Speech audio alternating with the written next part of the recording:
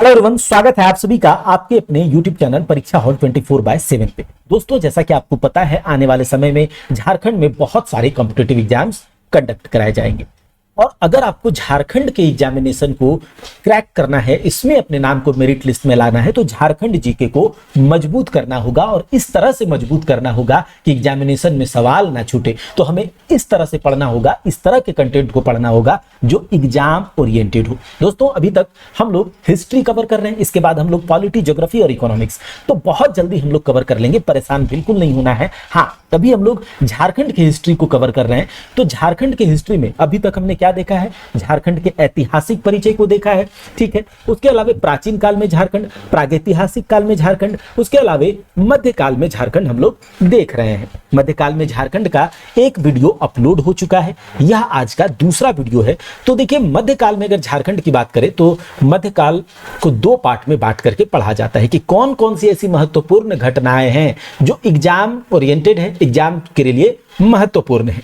तो मध्यकाल को दो भाग में बांट करके पढ़ा जाता है, पूर्व मध्यकाल और उत्तर मध्यकाल। हम लोगों ने पूर्व मध्यकाल को देख लिया है। अगर आपने अभी तक इस सीरीज को फॉलो नहीं किया है तो जरूर कीजिए, क्योंकि एग्जामिनेशन में आप लोग की ये जो छोटे छोटे वीडियोस हैं बहुत हेल्प करेंगे। और यकीन मानिए, केवल आपको ध्यान से सुना हुआ कंसेप्ट जो है एग्जामिनेशन में डायरेक्ट देखने को मिलेगा और डायरेक्ट आप टिक कर पाएंगे। तो पूर्व मध्यकाल हमने देख लिया है, अब हम लोग उत्तर मध्यकाल की चर्चा करेंगे। तो ये वाला वीडियो आप लोग जरूर देख लीजिएगा। इसका जो पीडीएफ है ये किस तरह से आप लोगों को मिलेगा, इसकी चर्चा हम लोग लास्ट में करेंगे। चलिए, तो अभी तक हम लोगों ने दिल्ली सल्तनत तक को देख लिया है, ठीक है।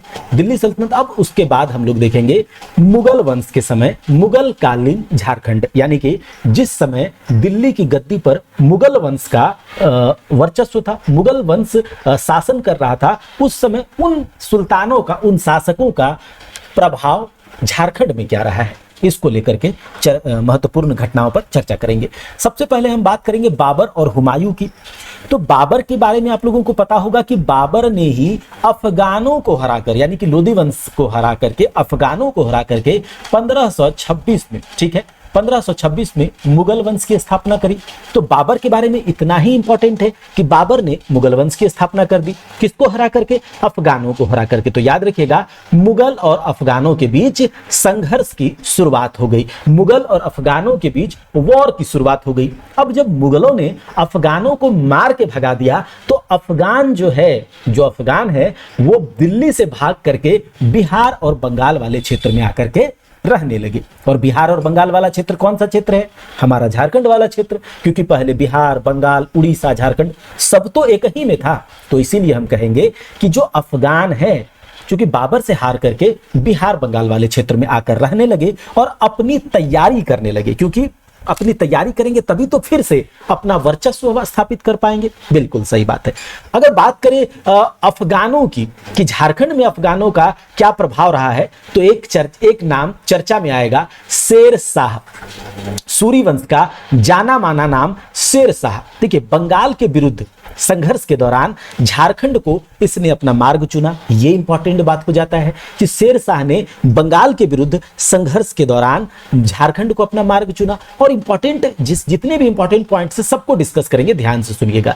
और उसके बाद झारखंड में मुसलमानों का रास्ता प्रशस्त करने वाला शेर शाह ही था। यहां से क्या इंपॉर्टेंट हो जाता है कि झारखंड में मुस्लिमों की जो एंट्री है, मुस्लिमों का प्रवेश का मार्ग, मुस्लिमों के प्रवेश का मार्ग, एंट्री का मार्ग जो है प्रशस्त करने का श्रेय किसको जाता है, क्रेडिट किसको जाता है? शेर शाह को जाता है। ये इंपॉर्टेंट है। और शेर शाह का जो कुनबा होता है, शेर शाह का जो काफिला होता है, जब ये बंगाल के विरुद्ध संघर्ष के दौरान झारखंड क्षेत्र से गुजरता है, तो इसी के समय, शेर शाह के समय, एक नाम याद रखिएगा, महारथ चेरो का। किसको? महारथ चेरो। और ये महारथ चेरो क्या करता था? जब शेर शाह अपने कुनबा के साथ नहीं होता था तो शेर शाह की अनुपस्थिति में लूटपाट करता था। तो इस बात का जब जानकारी शेर शाह को चलता है तो शेर शाह ने क्या करा कि शेर शाह ने अपने सेनापति खवास खान को, किसको? अपने सेनापति खवास खान को 1538 ईस्वी में, याद रखिएगा, कहानी ध्यान से सुनिएगा, शेर शाह ने अपने एक सेनापति को कहा, अरे खवास खान, दरिया खान को साथ में ले लो और जाओ थोड़ा सा महारथ चेरो का खबर लेकर आओ। तो शेर शाह ने किसको किसको ये ड्यूटी दिया? खवास खान को। और कहा साथ में किसके ले लो? दरिया खान को। किसको? दरिया खान को। कब कहा? 1538 ईस्वी में। और ये खवास खान चल देता है महारत चेरो की ओर, महारत चेरो को हराने के लिए, महारत चेरो को मजा चखाने के लिए। तो जब महारत चेरो को ये हरा देता है, ठीक है, कौन? खवास खान, तो महारत चेरो ने आत्मसमर्पण कर दिया। तो पूछा जाएगा महारत चेरो को आत्मसमर्पण करने के लिए विवश किसने किया? खवास खान ने। किसने कहा था? शेर शाह ने। ठीक है, इतना क्लियर है। और महारत चेरो के पास एक बहुत ही इंपॉर्टेंट, याद रखिएगा एग्जाम्स के लिए इंपॉर्टेंट है, श्याम सुंदर। ये कौन है? ये कोई सेनापति नहीं, ये कोई प्रधानमंत्री नहीं, ये कोई दोस्त नहीं, बल्कि महारत चेरो का हाथी है। एक बहुत ही प्यारा नाम, श्याम सुंदर नाम का हाथी होता है, बहुत महत्वपूर्ण है, महारत चेरो के पास होता है। और जब महारत चेरो को आत्मसमर्पण कर दिया इसने, तो श्याम सुंदर को खवास खान अपने साथ ले गया, ठीक है, और शेर शाह को सुपुर्द कर दिया। इतना याद रखिएगा। जब बात करते हैं शेर शाह की, तो ये तो 1538 ईस्वी की बात है, और ये अफगान और मुगल वाला संघर्ष चल रहा है। 1539 में शेर शाह सीधे भिड़ जाता है हुमायूं से। बाबर का लड़का होता है हुमायूं, हुमायूं से भिड़ जाता है 1539 में, और इसको कहते हैं चौसा का युद्ध। याद होगा आप लोगों को, अगर आपने हिस्ट्री पढ़ा होगा, तो 1539 में चौसा का युद्ध हुमायूं और किसके बीच होता है? शेर शाह के बीच। हुमायूं को शेर शाह हरा देता है, ठीक है, हुमायूं को शेर शाह हरा देता है। और शेर शाह जो है पूरे क्षेत्र पर, पूरे झारखंड क्षेत्र पर, या यूं कहें कि रोहतास से लेकर, ठीक है, रोहतास से लेकर बीरभूम तक के विशाल क्षेत्र में अपना वर्चस्व क्या करता है? कायम कर लेता है शेर शाह। बिल्कुल सही बात है, इतना आप लोगों को क्लियर होगा। ठीक है, तो ये हमने देख लिया। और उसके बाद याद रखिएगा लगभग 35 सालों तक, लगभग 35 सालों तक शेर शाह और उसके जो वंशज है उसने झारखंड क्षेत्र पर क्या किया? राजमहल क्षेत्र पर शासन किया। इतना आपको याद रखना है। ठीक है, और अगर बात करें हुमायूं की, तो हुमायूं से एक फैक्ट है, केवल इतना याद रख लीजिएगा कि हुमायूं जब मुगल और अफगानों के बीच लड़ाई चल रहा था, 1530 से 40 के बीच का इंपॉर्टेंट सेशन है। 1530 से 40 के बीच मुगल और अफगानों के बीच बड़ी लड़ाई चलती है। तो एक बार हुमायूं जो है लड़ते लड़ते हजारीबाग के भुरकुंडा तक पहुंच चुका था। हुमायूं, इतना ही इंपॉर्टेंट है। हुमायूं से क्या इंपॉर्टेंट है कि हुमायूं जो है एक बार मुगल अफगान संघर्ष के दौरान हजारीबाग के भुरकुंडा तक पहुंचा था। कहां? हजारीबाग के भुरकुंडा। और हुमायूं के बाद अकबर की बात करेंगे। देखिए अकबर के बारे में जो बात करेंगे, जितनी भी महत्वपूर्ण बातें हैं उसको ध्यान से सुनिएगा, एक एक चीज इंपॉर्टेंट है। अकबर ने झारखंड पर आक्रमण क्यों किया? आखिर ये आक्रमण करता क्यों था? तो आक्रमण का कारण ये था कि अकबर बड़ी विस्तारवादी था। ये अपने क्षेत्र का, ये अपने साम्राज्य का, ये अपने प्रभाव का विस्तार करना चाहता था। और वह जो है खुखरा, आपको पता होगा मुगल जो टाइम में झारखंड को खुखरा कहा जाता था, तो खुखरा को अपने कब्जे में लेना चाहता था। आखिर ऐसा क्या बात है कि खुखरा को ये अपने कब्जे में लेना चाहता है भाई साहब? तो खुखरा के बारे में इसने सुन रखा था कि खुखरा में हीरा सोना सब जो है बहुत ज्यादा है। तो जब ये हीरा सोना रत्न बहुत है, तो इस बात को सुन करके अकबर का कान जो है थोड़ा सा फड़कता है, और ये जो चल आता है झारखंड क्षेत्र पर आक्रमण करने और उसको कब्जियाने के लिए। उसने सुन रखा था कि कोकरा की एक नदी है शंख नदी, और शंख नदी में हीरे मिलते हैं। क्या? कोकरा या खुखरा में एक नदी है शंख नदी, और उसमें क्या मिलते हैं? हीरे मिलते हैं। और इस बात को सुन करके अकबर आक्रमण करने के लिए चल देता है झारखंड क्षेत्र की ओर। इस बात को याद रखिएगा। अगर बात करें अकबर की, तो अकबर जैसे ही बोलेंगे तो उस समय एक नाम याद रखिएगा, मधुकरण शाह। ये नागवंश का एक शासक होता है। झारखंड के जब क्षेत्रीय शासक, क्षेत्रीय राजवंश के बारे में पढ़ेंगे तो हम लोग इसके बारे में भी पढ़ेंगे। नागवंश का एक शासक है मधुकरण शाह, और मधुकरण शाह जो है नागवंश का शासक है, और अकबर के समय नागवंश में यही बैठा हुआ है। ठीक है, तो जब अकबर जो है झारखंड क्षेत्र को कब्जाना चाहेगा तो इससे लड़ना होगा, मधुकरण शाह से लड़ना होगा। तो 1585 में अकबर ने अपने एक सेनापति, नाम था शाहबाज खान, उसको क्या कहा कि जाओ और मधुकरण शाह को हरा दो। और उसके बाद झारखंड क्षेत्र पर कब्जा कर लो। तो शाहबाज खान जो है निकल पड़ता है मधुकरण शाह को हराने के लिए, और मधुकरण शाह को हरा भी देता है, अपने अधीन भी कर लेता है। इस बात को याद रखिएगा। तो मधुकरण शाह हार जाता है किससे? शाहबाज खान से। कौन बोला? अकबर बोला। कब बोला? 1585 में बोला। इतना आपको याद रखना है भाई साहब, ठीक है, इतना इंपॉर्टेंट है। अगर बात करें अकबर की, तो अकबर से रिलेटेड एक इंपॉर्टेंट फैक्ट है 1592 ईस्वी। तो 1592 में सिंहभूम में सिंह वंश, इतना याद रखिएगा, सिंहभूम में सिंह वंश ने मुगलों की अधीनता स्वीकार कर ली। इतना इंपॉर्टेंट है, बहुत इंपॉर्टेंट है, याद रखिएगा। 1592 की बात है। 1592 में सिंहभूम के सिंह वंश ने मुगलों की अधीनता स्वीकार कर ली, और 1605 ईस्वी में, चूंकि आपको पता होगा, अकबर की मृत्यु हो जाती है, और इसका जो है चेरों ने फायदा उठाया और अपनी सत्ता पुनः जो है झारखंड में स्थापित कर लिया। इतना आपको अकबर से याद रखना है। अगर बात करें राजमहल, बहुत इंपॉर्टेंट है। 1592 में मान सिंह ने राजमहल को बंगाल की राजधानी बनाया था। इतना याद रखना है। 1592 में मान सिंह ने राजमहल को बंगाल की राजधानी बनाया था। इतना आपको याद रखना है। अब अकबर के बाद हम बात करेंगे जहांगीर की। किसके? जहांगीर की। तो जहांगीर के लेकर के अगर कुछ ऐतिहासिक स्रोतों से कुछ जानकारी मिलता है कि एक ग्रंथ है तुजुक ए जहांगीरी, जो कि जहांगीर की आत्मकथा है। और तुजू के जहांगीरी में छोटा नागपुर क्षेत्र से सोना मिलता है, ऐसा उल्लेख मिला है।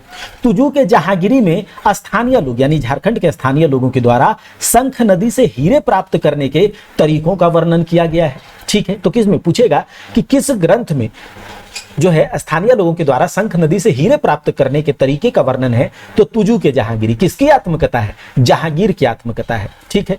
और नागवंशी राजा को, चूंकि नागवंश झारखंड में निवास कर रहा है, तो नागवंशी राजा को जमींदारे खान आलमा अर्थात हीरा खान का मालिक कहा गया था तुजू के ऐतिहासिक ग्रंथ में। ठीक है, चलिए इतना आपको याद रखना है।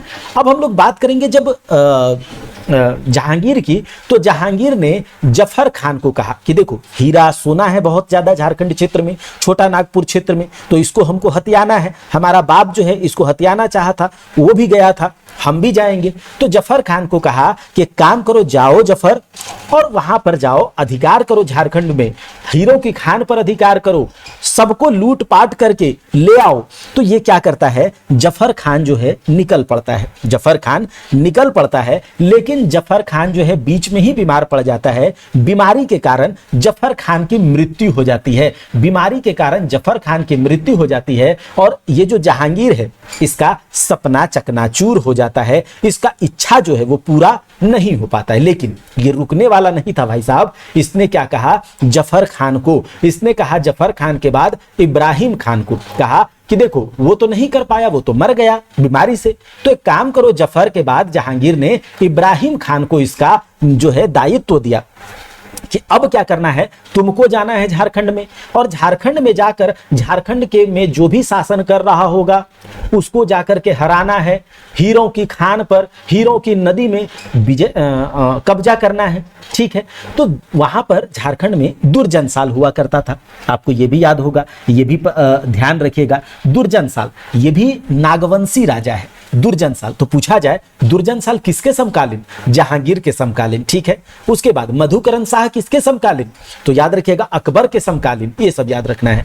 तो दुर्जन साल जो है जहांगीर के समकालीन नागवंशी राजा है, तो उसको तो हराना पड़ेगा। तो इब्राहिम खान ने दुर्जन साल पर आक्रमण कर लिया, और आक्रमण करके उसको बंदी बनाया। सबसे पहले तो दुर्जन साल को कहा कि तुम मेरा अधीनता स्वीकार कर लो, लेकिन दुर्जन साल ने मना कर दिया, कहा ऐसा कोई बात नहीं है, हम जो है कोई अधीनता स्वीकार नहीं करेंगे। तो इब्राहिम खान ने आक्रमण किया, उसको हराया, और उसके बाद उसको बंदी बना लिया। किसको? दुर्जन साल को। और दुर्जन साल को बंदी बना करके कहा एक काम करो, तुम जाओ, कहां? ग्वालियर जाओ, जाओ घूमो फिरो। 12 साल के लिए ग्वालियर में, याद रखिएगा दुर्जन साल को इब्राहिम खान ने जहांगीर के कहने पर 12 वर्षों तक जो है कैद में रखा था। कहां पर? ग्वालियर में। याद रखिएगा ग्वालियर के एक किले में बंदी बनाकर रखा था। ठीक है, और जब दुर्जन साल पर विजय प्राप्त कर लिया था किसने? इब्राहिम खान ने, तो उसको फात जंग की उपाधि किसने दिया? जहांगीर ही देगा। तो इतना आपको याद रखना है। अगर हम दुर्जन साल की बात करें तो यह मधुकरण शाह का उत्तराधिकारी है। किसकी? ये मधुकरण शाह का ही उत्तराधिकारी है। अभी हमने मधुकरण शाह के बारे में बात किया था। तो मधुकरण शाह का उत्तराधिकारी दुर्जन साल, और जहांगीर ने बंदी बनाकर इसको ग्वालियर में रखा था। और एक बार की बात है, चूंकि ये दुर्जन साल ये सब तो हीरों का खान में रह रहा है, तो हीरों का परख था, इसको हीरों का पार्क ही था, ये बात जहांगीर को भी पता था। तो एक बार की बात है 1627 की बात है, ठीक है। जहांगीर का दरबार लगा हुआ था और वहां पर एक हीरा असली है या नकली, इस बात को लेकर के विवाद हो गया। अब हीरा कौन पहचानेगा असली है या नकली? तो जहांगीर ने कहा एक काम करो, ग्वालियर के किले में दुर्जन साल बंदी है, उसको बुलाओ, वो पहचान लेगा। जब उसको बुलाया गया तो उसने पहचान लिया। जैसे ही हीरा का पहचाना, जहांगीर खुश हो गया और उसको शाह की उपाधि दे दिया। याद रखिएगा, जहांगीर खुश होकर के दुर्जन साल को शाह की उपाधि देता है और उसको मुक्त कर देता है। याद रखिएगा, उसको मुक्त कर देता है। और ये इस बार मुक्त होकर के दुर्जन साल ने 6,000 रुपए वार्षिक कर देना स्वीकार किया। किसको? मुगलों को। तो इतना इंपॉर्टेंट है, याद रखिएगा, जहांगीर से। उसके बाद जहांगीर के बाद अनंत राय, ये भी जहांगीर के बाद नहीं, अनंत राय जो है दुर्जन साल के बाद, ये भी जहांगीर का ही समकालीन था। भागवत राय का उत्तराधिकारी था और पलामू के चेरो वंश का शासक था अनंत राय। अगर आपसे पूछेगा कि अनंत राय चेरो वंश का शासक है, किस वंश का? चेरो वंश का शासक है। पलामू के चेरो वंश का किसके समय था? जहांगीर के समकालीन था, जहांगीर के समय था। भागवत राय का उत्तराधिकारी था। सहबल राय अनंत राय का उत्तराधिकारी था। और बंगाल आने जाने वाले, चूंकि आपको पता है कि बंगाल आने जाने के लिए मुगल जो है झारखंड की धरती का उपयोग करते थे, तो बंगाल आने जाने वाले मुगल काफिलों को सहबल राय लूटा करता था। किसका? लूटा करता था। यह बात जहांगीर को पता चला तो जहांगीर ने आदेश दिया और उसको बंदी बना करके दिल्ली लाया गया। किसको? सहबल राय को। बहुत इंपॉर्टेंट है, याद रखिएगा कि जो सहबल राय है किसका उत्तराधिकारी? अनंत राय का। सहबल राय चेरो वंश का शासक है, इतना आपको याद रखना है। पलामू के चेरो वंश का शासक है। क्यों इंपॉर्टेंट है? एग्जामिनेशन के लिए इंपॉर्टेंट है, तो याद रखना होगा। सहबल राय चेरो वंश का शासक है। सहबल राय किसका उत्तराधिकारी है? अनंत राय का। अनंत राय किसका उत्तराधिकारी? तो यह हमने देख लिया, भागवत राय का, ठीक है। जहांगीर का समकालीन है। सहबल राय जो है जब ये लूटा करता था तो जहांगीर ने आदेश दिया और बंदी बना करके इसको लेकर आया। फिर दिल्ली में ला करके उसको बाघ से लड़ने के लिए छोड़ दिया। और बाघ से निहत्था लड़ेगा तो क्या बचेगा? क्या? मारा गया। तो पूछा जाएगा कि बाघ से निहत्था लड़ने के लिए किसको छोड़ा गया था? सहबल राय को। किसने? जहांगीर ने। कब मृत्यु हुई थी? नहीं, हो गई थी। जहांगीर के बाद हम पढ़ेंगे शाहजहां को। जहांगीर के बाद हम शाहजहां को पढ़ेंगे और शाहजहां में दुर्जन साल का नाम आएगा। तो देखिए, जहांगीर ने जब दुर्जन साल को छोड़ दिया, तो छोड़ा कब? 1627 में, क्योंकि हमने कहा था 1627 में जहांगीर का दरबार लगा था और वहां पर हीरा को लेकर के, हीरा असली है या नकली, उसको लेकर के विवाद हो गया था। और जब विवाद हुआ था तो उसी समय छोड़ा था। तो जहांगीर के छोड़ने के बाद 1627 में दुर्जन साल कोकरा लौटा और कोकरा लौट करके इसने अपनी राजधानी खोखरा से दोईसा कर दिया। याद रखिएगा कि दुर्जन साल जब छोड़ा जाता है, दुर्जन साल को जहांगीर के द्वारा, तो खोखरा लौट करके इसने अपनी राजधानी खोखरा से दोईसा कर दिया। और मुगलों को इसने देखा था अच्छे से, तो मुगलों के देखा देखी नवरत्नगढ़ नामक राजा प्रसाद बनाया था। राजा प्रसाद यानी एक तरह से राजमहल। तो मुगलों के देखा देखी दुर्जन साल ने नवरत्नगढ़ नामक राजा प्रसाद का निर्माण किया और उसमें झरोखा दर्शन की व्यवस्था करी थी। रघुनाथ शाह, याद रखिएगा, ये दुर्जन साल का उत्तराधिकारी है। रघुनाथ शाह किसका उत्तराधिकारी है? दुर्जन साल का उत्तराधिकारी है। दुर्जन साल का नाम याद रहेगा तो किसका नाम याद रखना है? जहांगीर का, जहांगीर और शाहजहां का, ठीक है।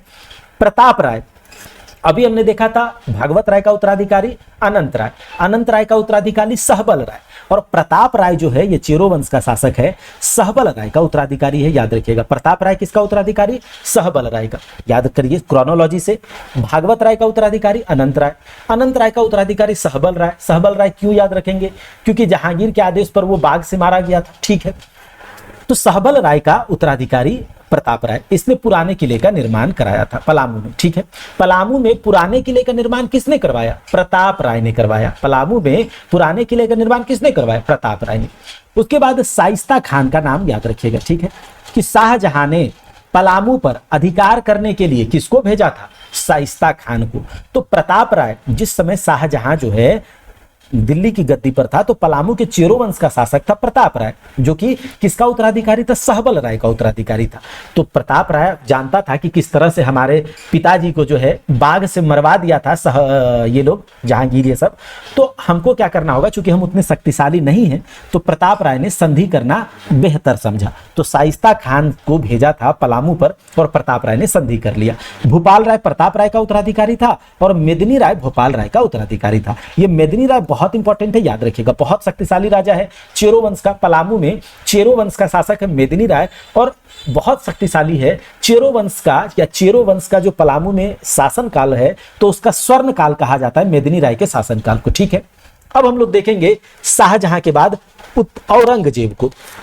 तो औरंगजेब का नाम याद आए जैसे ही आएगा तो आपको रघुनाथ शाह का नाम याद रखना है। औरंगजेब का समकालीन झारखंड क्षेत्र में रघुनाथ शाह, कौन? रघुनाथ शाह। और रघुनाथ शाह के बाद साथ याद रखना है आपको राम शाह। क्या? रघुनाथ शाह के साथ ही आपको नाम याद रखना है राम शाह। ठीक है, तो औरंगजेब जब दिल्ली की गद्दी पर बैठा था तो झारखंड में नागवंश में रघुनाथ शाह क्या कर रहा था? छोटा नागपुर क्षेत्र में रघुनाथ शाह जो है ये शासन कर रहा था और रघुनाथ शाह के साथ आपको याद रखना है राम शाह। तो औरंगजेब का समकालीन है कौन? रघुनाथ शाह। और रघुनाथ शाह के शासन काल में ही, रघुनाथ शाह के जब शासन काल था छोटा नागपुर क्षेत्र में, तो पलामू में कौन था? चेरो वंश का मेदिनी राय।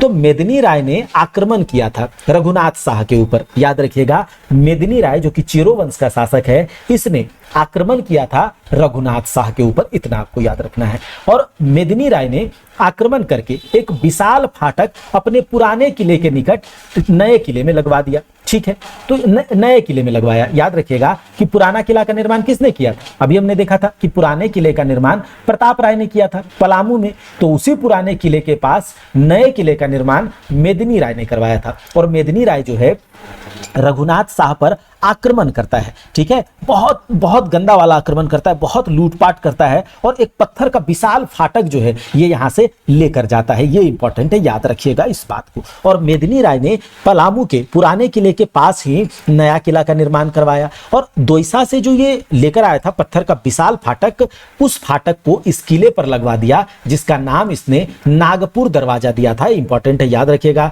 मेदिनी राय आक्रमण करता है रघुनाथ शाह के ऊपर। रघुनाथ शाह नागवंश से संबंधित है, मेदिनी राय चेरो वंश से संबंधित है। अगर बात करें रघुनाथ शाह की, तो रघुनाथ शाह का जो एक धार्मिक गुरु हुआ करता था, नाम था हरि ब्रह्मचारी। ब्रह्मचारी हरिनाथ भी बोलते थे।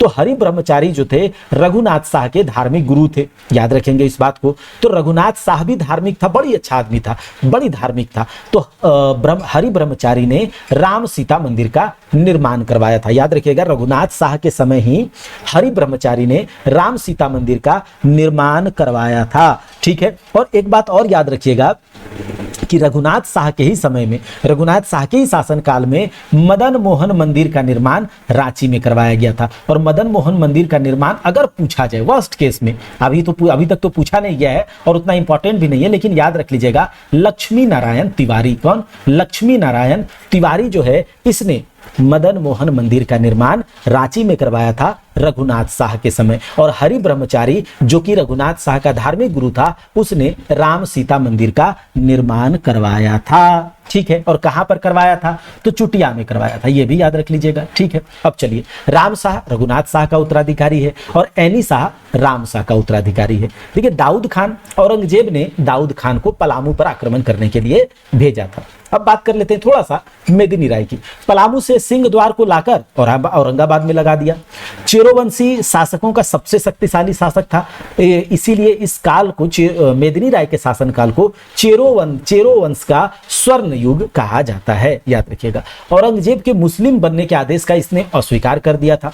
मुगलों के साथ युद्ध किया और अंत में सरगुजा में शरण ली। 1666 में पुनः वापस आकर पलामू की गद्दी संभाली थी। तो मेदिनी राय, याद रखिएगा, मेदिनी राय ने रघुनाथ शाह पर आक्रमण किया था। अभी हमने देखा, पुराने किले के पास नए किले का निर्माण करवाया था और वो जो पत्थर का विशाल फाटक लाया नए किले में लगवा दिया, जिसका नाम नागपुर दरवाजा है। तो ये हमने मध्यकालीन भारत के जितने भी इंपॉर्टेंट फैक्ट्स हैं उसको हमने देख लिया है। अगर आप लोग जेएसएससी सीजीएल की तैयारी कर रहे हैं और आपको पता है कि सितंबर में एग्जामिनेशन, सितंबर तक में एग्जामिनेशन बिल्कुल हो जाएगा, इस बार एग्जामिनेशन बिल्कुल तय है। एग्जामिनेशन होगा। हम लोगों ने पिछले बार भी अच्छे से होमवर्क सीरीज पर काम किया था। बहुत सारे हमारे साथ जो भी बच्चे जुड़े थे, अच्छा उनका स्कोर आ रहा था, ठीक है, बहुत अच्छा स्कोर आ रहा था। लगातार वो अपने से सेल्फ स्टडी कर रहे थे। देखिए, अपने से पढ़ने के समय में क्या होता है ना कि क्या पढ़े, कितना पढ़े, कैसे पढ़े, और मतलब वो मोटिवेशन नहीं आता है कि हमको पढ़ना ही पढ़ना है। लेकिन जब आपको कोई रूटीन सेट करके दे दे, हमने ये बहुत अच्छे से, ये पर्सनल एक्सपीरियंस है बच्चों पर किया हुआ। हम बहुत सारे ऑफलाइन बच्चों को अभी तक पढ़ा चुके हैं, टेक्निकल, नॉन टेक्निकल, सबको। तो जब उन लोगों को पर्सनली होमवर्क दिया जाता था कि आप आज आपको इतना पढ़ना, इतना करना, इतना, तो परफेक्ट टाइम में प्रॉपर स्ट्रेटेजी के साथ, डायरेक्शन के साथ सिलेबस भी कवर हो जाता था और बहुत सारे लोगों का जॉब भी हुआ है इस स्ट्रेटेजी से। तो अगर आप लोग चाहते हैं, देखिए, अपने से भी पढ़ा जा सकता है, कोई बात नहीं है। हाँ, अपने से भी पढ़ा जा सकता है, कोई दिक्कत नहीं है, सब कुछ किया जा सकता है खुद से। लेकिन लोग लाइब्रेरी में जाकर बैठते हैं एक डेकोरम मेंटेन करने के लिए, एक एनवायरनमेंट के लिए। तो अगर आपको जबरदस्ती कि ये आज इतना करना ही करना है, तो आपको बिल्कुल इस सीरीज में जुड़ना चाहिए, संजीवनी होमवर्क सीरीज में, ठीक है। और ये होमवर्क सीरीज जो है मात्र 149 गुरु दक्षिणा के साथ आप इसके साथ जुड़ सकते हैं। होमवर्क सीरीज है, इसमें कोई वीडियोस वगैरह नहीं, बस आपको गाइड किया जाएगा। आपको सेल्फ स्टडी करना है, कितना पढ़ना है, कैसे पढ़ना है, क्या इंपॉर्टेंट टॉपिक होगा, किस पर ज्यादा ध्यान देना है, किस पर कम ध्यान देना है, प्रॉपर सेट कब लगाना है, प्रैक्टिस सेट किसका लगाना है, ये सारा कुछ हम आपको प्रोवाइड भी कराएंगे और आपको बोलेंगे भी ऐसे ऐसे करना है। लेकिन अगर आप लोग बिल्कुल जी जान से पढ़ने के लिए रेडी हैं, अगर 14 घंटा, 15 घंटा, 16 घंटा अभी से पढ़ने के लिए रेडी हैं, तो आप लोगों के लिए तैयार है एक होमवर्क सीरीज। आज ही हमने बोला था कि इसकी शुरुआत करेंगे, लेकिन बहुत सारे बच्चे जो हैं अभी जुड़ने के लिए रेडी हैं, इसीलिए इसको हम थोड़ा सा 1-2 दिन डिले करेंगे। टाइमिंग आपको अभी तुरंत अभी वीडियो बना करके मैं आप लोगों के साथ शेयर कर दूंगा। ये जो 3 मॉड्यूल स्ट्रेटेजी है, इसमें हम कैसे काम करेंगे, इसमें हमने कहा था 30 दिनों का ये सीरीज होगा, लेकिन अब जो है ये 25 दिनों में हम इसको कवर करेंगे। 10 दिन, 8 दिन और 7 दिन, इस तरह से ये 3 मॉड्यूल का स्ट्रेटेजी हम लोग लेकर चलेंगे। और यकीन मानिए, आपको जितना कहा जाएगा, आपको जबरदस्ती पढ़ाया जाएगा कि आपको ये आज कंप्लीट करना है, मर के जी के जैसे कवर करना है आपको करना है।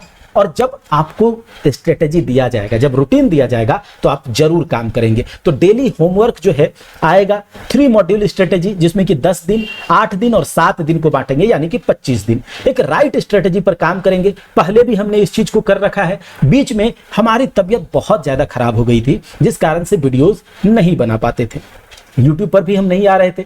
किसको अच्छा लगता है कि हमारा YouTube चैनल बिल्कुल डेड पड़ जाए? किसी को अच्छा नहीं लगता। लगातार हम पढ़ाने वाले टीचर हैं ऑफलाइन में, तो कुछ कारण है, कुछ पर्सनल रीजन है जिसके कारण कि आपके साथ वीडियोस नहीं आ रही थी। और लेकिन बहुत हम लोग अच्छे से पढ़े थे पिछले बार, ठीक है। 3 मॉड्यूल स्ट्रेटेजी पर काम करेंगे, डेली होमवर्क आएगा, ठीक है। राइट स्ट्रेटेजी, जो भी जीके जीएस, जो कि 50 प्रश्न जीके जीएस के रहेंगे, वो 50 प्रश्न के एमसीक्यू, जीके जीएस जो भी टॉपिक दिया जाएगा उसका एमसीक्यू आपको होमवर्क जैसे ही दिया जाएगा उसके बेसिस पर एमसीक्यू आपको दिया जाएगा पीडीएफ फॉर्मेट में। अब ये कहां से दिया जाएगा, कौन सा इंपॉर्टेंट होगा, क्या इंपॉर्टेंट होगा, ये हम आप लोगों को देंगे, आप एक बार लगा लीजिएगा। और ये कैसे देंगे, तो ये पीडीएफ फॉर्मेट में देंगे, किसी ग्रुप में देंगे, ठीक है। मैथ रीजनिंग का भी एमसीक्यू, मैथ रीजनिंग अब यहां आप लोगों को वीडियो से नहीं पढ़ना है। आप लोग अभी तक जितना तैयारी कर चुके हैं, और मैथ और रीजनिंग के लिए बहुत सारे रिसोर्सेज अवेलेबल हैं, बहुत अच्छे अच्छे टीचर्स हैं जो मैथ्स और रीजनिंग पढ़ा रहे हैं। यूट्यूब पर आप कोई भी टॉपिक सर्च कीजिएगा, आपको हजारों वीडियोस मिल जाएंगी, उससे आप मैथ और रीजनिंग कवर कर सकते हैं। तो मैथ और रीजनिंग के कौन से चैप्टर पढ़ने हैं, क्या सिलेबस है, कितना पढ़ना है, ये हम आप लोगों को कहेंगे। आपको एमसीक्यू देंगे, आप उसको लगा लीजिएगा। और बिल्कुल एग्जाम ओरिएंटेड, अभी तक एग्जामिनेशन में पूछे गए अलग अलग एग्जाम में, ठीक है।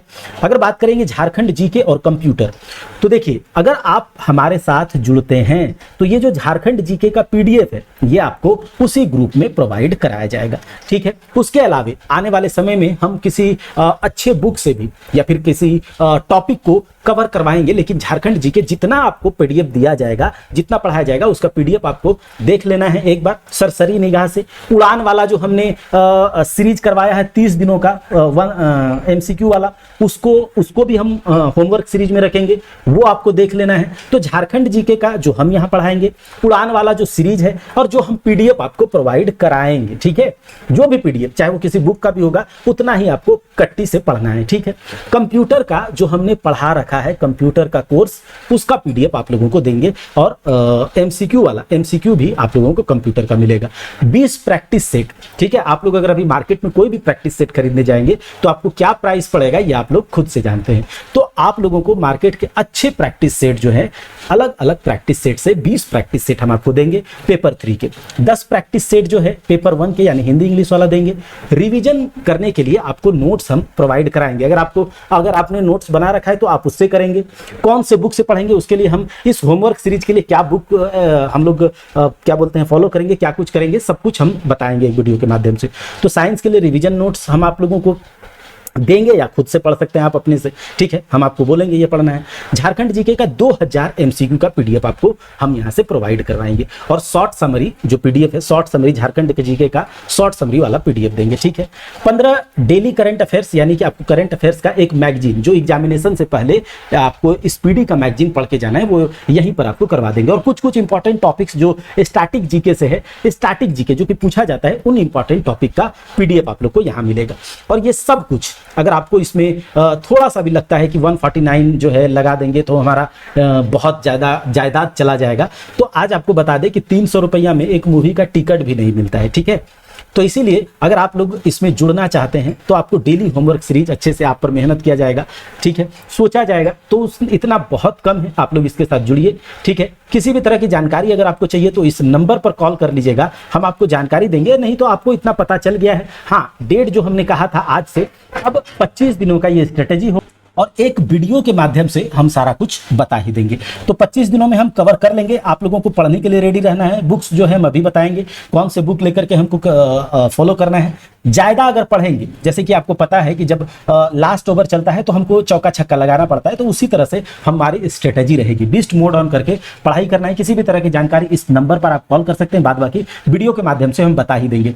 डेट अनाउंस कर देंगे। मोस्ट प्रोबेबली जो है 3-4 दिन का जो डिले होगा, ताकि आप लोग सारे बच्चे इसमें एडमिशन ले लें और अच्छे से पढ़ाई हो। ठीक है, तो चलिए मिलते हैं अगले क्लास में, तब तक